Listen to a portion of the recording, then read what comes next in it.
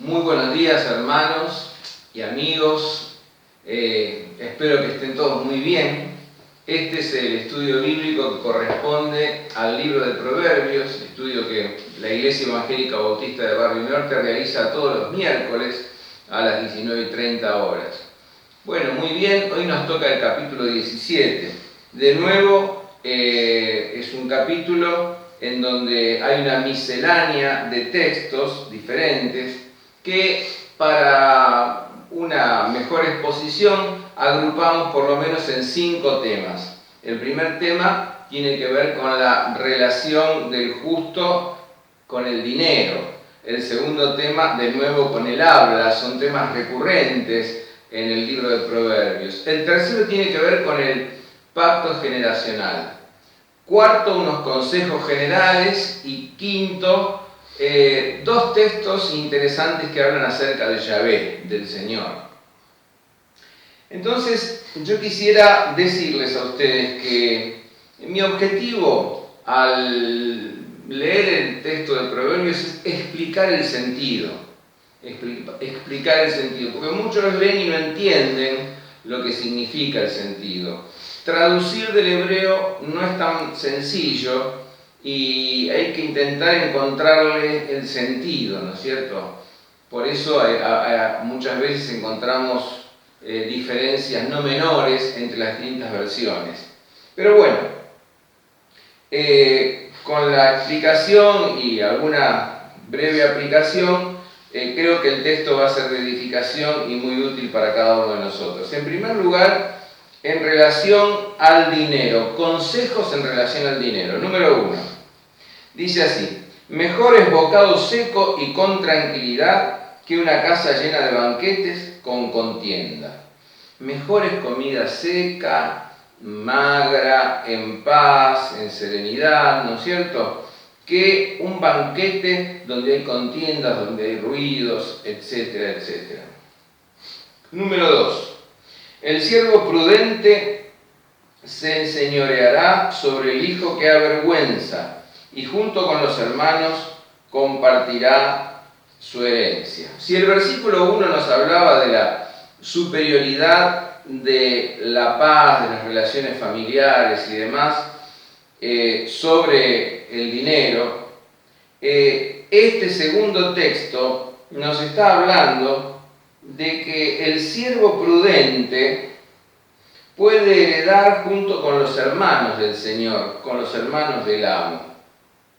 De hecho, podía heredar el siervo, por ejemplo, en el caso de Eleazar, en Génesis 15, 2 y 3, cuando Abraham no tenía descendencia.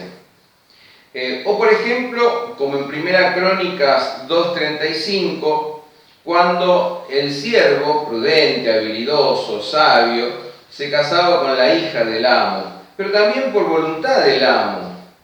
Es decir, lo que está diciendo aquí es que la sabiduría, la diligencia del siervo no queda sin recompensa, y que puede aún el siervo heredar junto con los hermanos del Señor, junto con los hermanos del amo. De manera que la herencia puede ser compartida. Esto de compartir los bienes materiales es muy importante. Tanto es así que el versículo 5 nos advierte fuertemente en cuanto a la relación con el pobre. Dice: el que se burla del pobre afrenta a su hacedor. Miren ustedes, el que se burla del pobre afrenta a su hacedor. Y el que se alegra por su calamidad no quedará impune. Es decir, por la positiva, ¿qué nos está diciendo el texto? Que el pobre tiene que ver con su hacedor. El pobre fue hecho por el mismo Dios, a imagen y semejanza de Dios. Y el que se burla, el que lo afrenta, está afrentando a Dios mismo. Por la positiva significa que tenemos que tener empatía y simpatía con los más pobres, compasión, misericordia y hacer algo por ellos. El versículo 8 sigue hablándonos acerca de las riquezas y nos dice: Piedra de encanto es el soborno a los ojos del que lo practica. Donde quiera se dirija, tiene éxito. Piedra de escándalo, talismán. No sé si ustedes habrán escuchado alguna vez esa palabra talismán. Es una suerte como de piedra mágica o piedra de encanto, ¿no es cierto? El que soborna usa el soborno como un talismán, como una piedra de encanto. Y, digamos, tiene éxito, ¿no es cierto? Utilizando esta herramienta tiene éxito. No es que está nuestro autor aconsejando el soborno, no es que está de acuerdo con el soborno, sino está describiendo una situación. Él sencillamente describe lo que suele ocurrir en la vida, ¿no es cierto?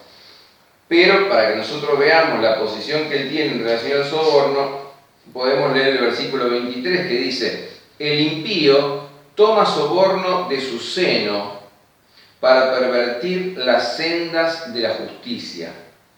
O sea, el impío toma el soborno de su seno para pervertir las sendas de la justicia.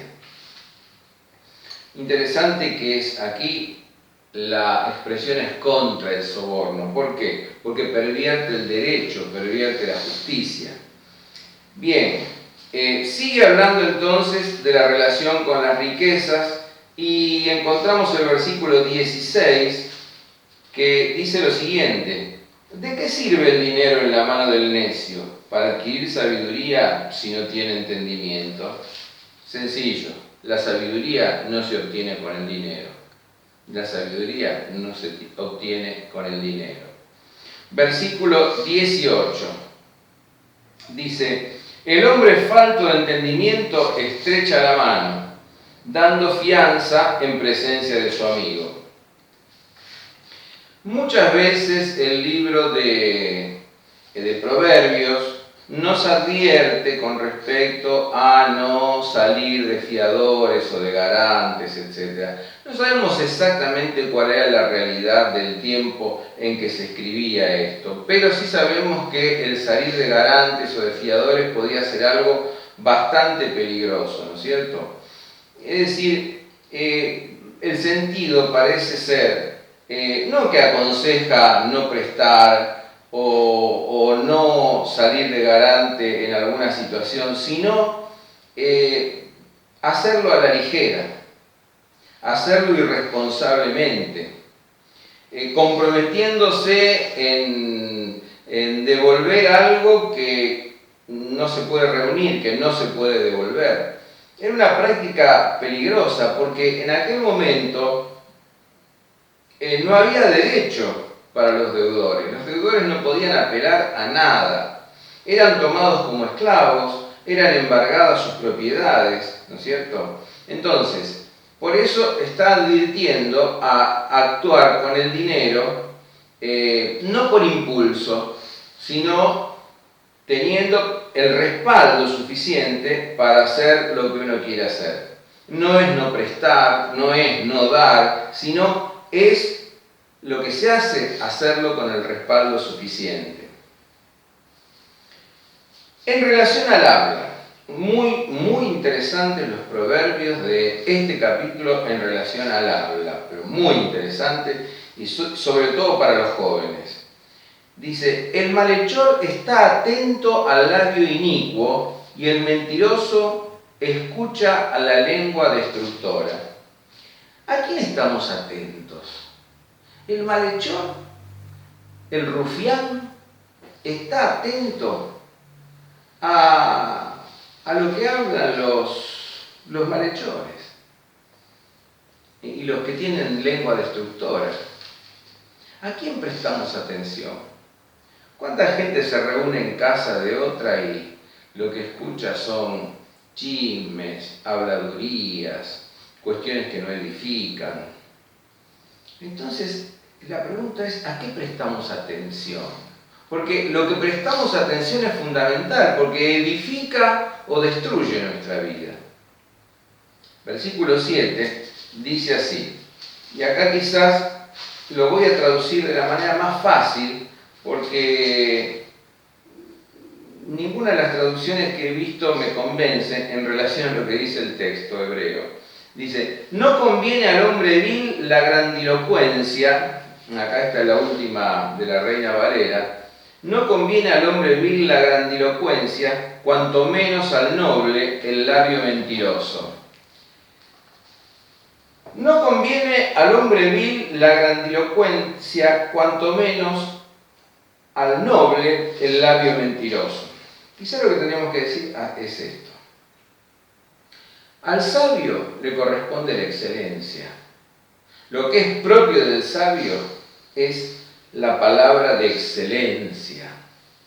Y lo que es propio del príncipe no es la mentira, es la verdad. Entonces, ¿qué se espera del sabio? La excelencia. ¿Qué se espera del príncipe? La verdad. Versículo 9, muy interesante este versículo. El que cubre la transgresión busca amistad, pero el que divulga el asunto aparta al amigo. El que cubre la falta busca la amistad. ¿Esto qué quiere decir? Que el que sabe que alguien hizo algo malo, por ejemplo un amigo, algo incorrecto, algo fuera de lugar, cubrir la falta no significa no hablar con él o no tratar de corregirlo o no hacerle ver su mal camino, sino cubrir la falta es actuar con absoluta reserva y privacidad. Eso es cubrir la falta. Entonces el que cubre la falta busca amistad, busca amor, ¿no es cierto? Ahora, el que divulga la falta aparta al amigo. El que la divulga a partir del chisme, a partir de la difamación, ¿qué hace? Aparta al amigo. Por eso cuidemos lo que hablamos, ¿no? Yo sé que la mayoría de los que caminamos en el camino del Señor somos gente que no hacemos este tipo de cosas, pero por las dudas, si se nos llegara a escapar, sepamos que tenemos que evitar esto. El versículo 10 nos habla también en relación al habla, interesante, repite algo que ya se dijo antes, pero es muy interesante saberlo. Más aprovecha una reprensión al hombre entendido que 100 azotes al necio. El necio, por más que se lo azote, no entiende, es necio. Ahora, el hombre entendido, cuando se lo reprende, cuando se lo corrige, aprovecha la reprensión. O sea, es inteligente el ser humano que sabe aprovechar la corrección que viene del otro. El que cree que se la sabe toda, el que ya siempre tiene, digamos, algo que decir, bueno, va por el camino de los necios. Pero el que sabe hacer silencio, escuchar y aprovechar la reprensión, bueno, ese es sabio. Versículo 20 dice: el perverso de corazón nunca halla el bien, y el de doble lengua caerá en el mal. El perverso, fíjense, perverso de corazón nunca halla el bien, y el de doble lengua, ¿no es cierto?, halla el mal. De la abundancia del corazón habla la boca. De la abundancia del corazón habla la boca. El de doble lengua. El que hoy le dice algo bueno a una persona y mañana le dice algo bueno a la otra, y lo que ambas dicen o hacen son cosas contrarias. Por ejemplo, esto sería doble lengua, ¿no es cierto? Yo voy y le digo a fulanito: muy bien esto que estás haciendo, y menganito que lo critica, le digo: sí, tenés razón, es así, tal cosa está mal. No, eso es doble lengua. Versículo 27 dice: el que tiene conocimiento refrena sus palabras, y el de espíritu sereno es hombre prudente. O sea, acá aparecen dos cosas: dominar la lengua y la prudencia. Saber refrenar la lengua a tiempo y hablar con prudencia. Aquí la palabra prudencia también la traduce el versículo 27 de esta versión, espíritu sereno es hombre prudente. El de espíritu sereno es hombre prudente. Muy bien. Y los últimos dos versículos que hablan de la lengua contienen un toque humorístico bastante interesante. Dice: el que tiene conocimiento refrena sus palabras, y el de espíritu sereno es hombre prudente. El que tiene conocimiento refrena sus palabras, y el de espíritu sereno es hombre prudente. Y el 28, que se liga con este, dice: cuando calla, hasta el insensato es tenido por sabio, y el que cierra sus labios por inteligente. Cuando calla, hasta el insensato es tenido por sabio, es un chiste, es una humorada, ¿no? Cuando calla, hasta el insensato es tenido por sabio, y el que cierra sus labios por inteligente. Dos cosas nos aconsejan estos dos últimos versículos. La primera de ellas es hablar de manera prudente y precisa, con precisión, ¿no es cierto? Se dice que los espartanos siempre ganaban en sus batallas contra los atenienses.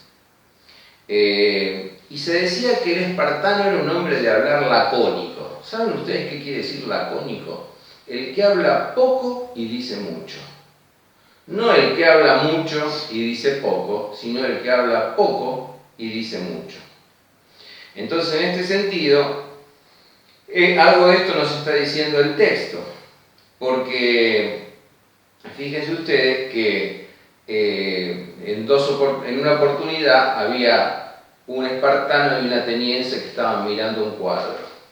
En el cuadro se representaba una batalla en la cual los atenienses le ganaban a los espartanos, cosa que no ocurría casi nunca. Entonces el ateniense empieza a hablar, claro, porque Atenas es la cuna de la filosofía, allí se cultiva la reflexión, allí entonces se cultiva la razón, y la razón es la que gobierna el mundo, y finalmente el que cultiva la razón sabe ganar batallas, como aquí, ¿no es cierto? Mire usted, le dice al espartano, los atenienses le ganan a los espartanos.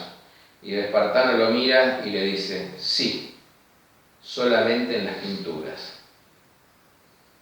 Una respuesta lacónica y que dice mucho. ¿Qué les parece? Está buena, ¿no es cierto? Sí, solo en las pinturas. Ahí dijo todo. Fuera de las pinturas, los atenienses siempre pierden, ¿no? Bueno,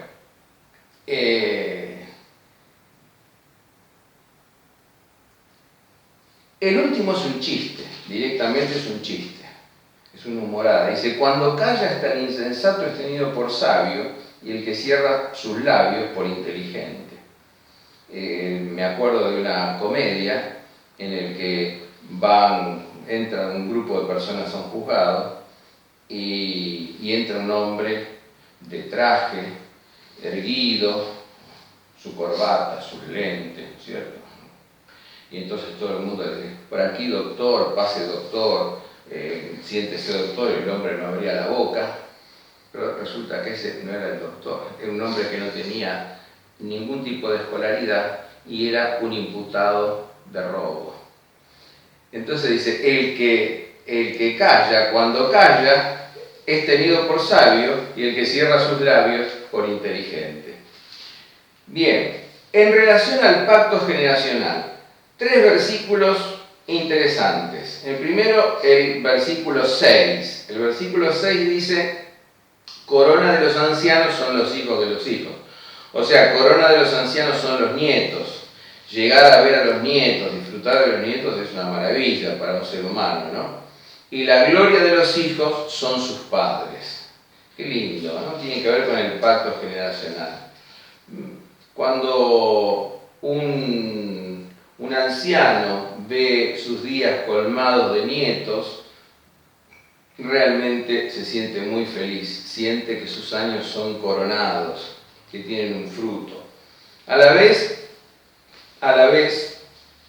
la gloria de los hijos son los padres. Los hijos estamos llamados a honrar a los padres, se debe honrar a los ancianos, no olvidarse de los ancianos, como se hace hoy en día, se los confina en un geriátrico, no se los escucha. Honrar a los padres, ¿qué significa? Significa respetar la herencia que hemos recibido de ellos, el legado que hemos recibido, legado moral, legado espiritual, aún económico, ¿no es cierto? Reconocer lo que ellos hicieron por nosotros. Y en tercer lugar, honrar viene de honor y de honorario, es decir, retribuir, ayudar a los padres como ellos lo hicieron cuando nosotros éramos más pequeños. Versículos 21 y 25 dicen lo mismo. Dice, quien engendra al necio lo hace para su tristeza y el padre del insensato no se alegrará. Y el 25, el hijo necio causa enojo a su padre y amargura a su madre o a la que lo dio a luz. Bueno, obviamente el hijo necio causa pesadumbre y amargura a sus padres. Este es un hecho, digamos que todos conocemos, ¿no es cierto? Es decir, que debe haber un pacto entre las generaciones. Las generaciones actuales no deben dejar como herencia a las futuras generaciones deudas, dificultades, un ambiente contaminado, aguas contaminadas. No. ¿Qué le legamos a nuestros hijos? Y los hijos a la vez deben cuidar el tesoro, ¿no es cierto?, inembargable que le legaron sus padres, deben cuidarlo y también deben transmitirlo a sus hijos. Esto es un buen pacto generacional. Luego, en cuarto lugar, habla de algunos consejos generales. Versículo 12 dice así: mejor es encontrarse con una osa despojada de sus crías que con un necio empeñado en su insensatez. O sea, hay que evitar al necio que está empeñado en algo, porque es más peligroso que una osa a la que le han quitado sus cachorros. Versículo 11 dice: el malo solo busca la rebelión, un mensajero cruel será enviado contra él. El malo solo busca la rebelión. El malo es rebelde porque no acepta la autoridad. Uno de los problemas que tiene el malo aquí, como dice la palabra, es que no acepta la autoridad y por eso está en continua rebelión, en continua competencia. Versículo 13 dice algo muy interesante: al que da mal por bien, el mal no se apartará de su casa. Al que da mal por bien, el mal no se apartará de su casa. El ingrato no saldrá impune. Una de las cosas más feas de la vida es la ingratitud, ¿no es cierto? Es la ingratitud. Cuando alguien no sabe agradecer, cuando alguien no es agradecido. Seamos agradecidos. A 10 leprosos limpió Jesús, solo uno vino a darle gracias. Y Jesús preguntó: ¿y los otros 9 dónde están? Se olvidaron. Versículo 14 es interesante. El que comienza la contienda es quien suelta las aguas. Desiste pues antes que estalle el pleito. El que empieza la contienda es como el que suelta las aguas e inunda el campo, ¿no es cierto? Ahora entonces, ¿qué nos está diciendo aquí? No comenzar contiendas. Evitar la contienda antes de que la contienda aparezca. Y cuando va asomando allí, uno debe saber esquivarla. Versículo 17 dice así: en todo tiempo ama al amigo, y el hermano nace para el tiempo de angustia. Bueno, ahí hay un pequeño problemita de traducción. Yo traduciría aquí así: en todo tiempo ama al amigo, ya que es un hermano nacido para la adversidad. En todo tiempo ama al amigo, ya que es un hermano nacido para la adversidad. Miren, La amistad nace en los momentos de alegría, en los momentos de empatía, en los momentos en que nos reímos juntos, en los momentos en que pensamos en voz alta, pero también esa misma amistad se fortalece en los momentos precisamente de adversidad, de tristeza y demás. Versículo 19 dice: el que ama la transgresión ama las contiendas, y el que se enaltece busca la ruina. Ni amar la transgresión y buscar contiendas, ni enaltecerse, ni ensoberbecerse, porque ese es el comienzo de la ruina. Versículo 22 hace un contraste interesante. El corazón alegre mejora la salud, pero el espíritu abatido seca los huesos. Si vos estás alegre de corazón, tu cuerpo lo va a reflejar. Va a ser medicina para tu cuerpo. Pero si andás abatido, quebrantado, tus huesos se secan, vos estás desfalleciente, ¿no es cierto? Bueno, interesante es un corazón alegre, ¿no es cierto?, que se refleje en el rostro y en todo el cuerpo. Verso 24, dice así: la sabiduría se refleja en la cara del hombre entendido, pero los ojos del necio vagan hasta el extremo de la tierra. Bueno, acá de nuevo yo traduciría diferente. La sabiduría está a la vista del entendido, pero los ojos del necio vagan. Es decir, ¿esto qué quiere decir? Que el que es entendido tiene una meta que está delante de sus ojos. El sabio tiene una meta que está delante de sus ojos y no desvía su vista de esa meta, la va a alcanzar. En cambio, el necio mira para todos lados, mira para acá, mira para allá, todo lo que ve lo desea y al final no logra nada, no cumple sus metas. ¿Se dan cuenta? Entonces, fíjense, los ojos del necio se mueven para todos lados, miran todo, quieren todo, desean todo lo que está alrededor, no logran nada. Verso 26 dice: ciertamente no es bueno imponer una multa al justo ni golpear a los nobles a causa de su integridad. Por supuesto, esto significa multar o golpear al recto es trastornar la justicia. Digamos, los proverbios mantienen la justicia bien en alto. Lo malo es malo y lo bueno es bueno. Y dos versículos finales que nos hablan acerca del Señor Yahvé. Versículo 15 nos dice así: el que justifica al impío y el que condena al justo, a ambos aborrece el Señor, o a ambos aborrece Yahvé. O sea, Yahvé aborrece ¿a quién? Primero, al que justifica al impío, al que dice que lo que hace el impío es justo. Y por otro lado, al que dice que lo que hace el justo es condenable. Ahora vamos a aclarar. El Señor justifica al impío. ¿Por qué? Porque lo rehabilita, porque lo restaura, pero no porque llama bueno a lo malo, ni malo a lo bueno. Lo bueno es bueno, lo malo es malo. ¿Sí? Ahora, todos necesitamos al Señor y todos necesitamos rehabilitarnos en la vida. Sin embargo, al Señor le desagrada que llamemos justo a lo que es injusto y que llamemos injusto a lo que es justo.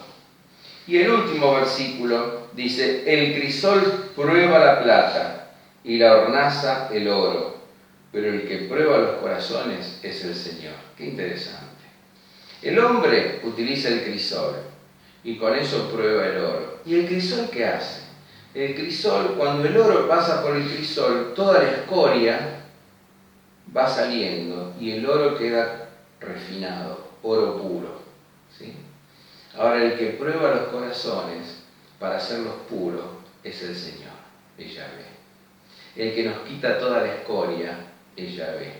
El que nos quita todo aquello que es basura en nuestra vida es Yahvé, es el Señor.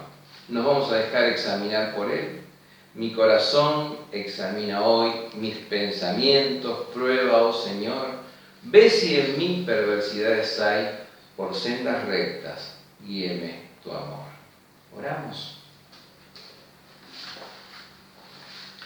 Señor y Dios, te damos gracias porque tú eres el que pruebas los corazones.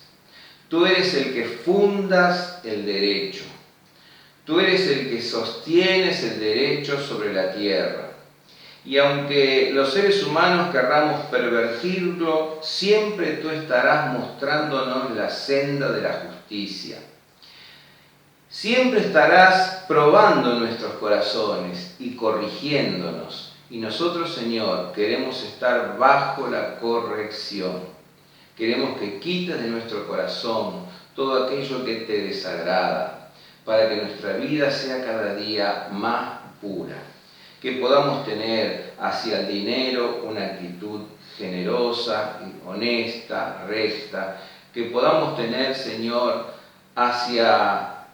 con nuestra boca y con nuestras palabras, una actitud correcta, santa en tu presencia.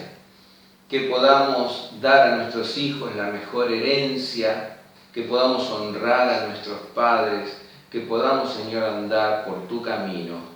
Te lo pedimos en el nombre que es sobre todo nombre, en el nombre del Señor Jesús el Cristo. Amén.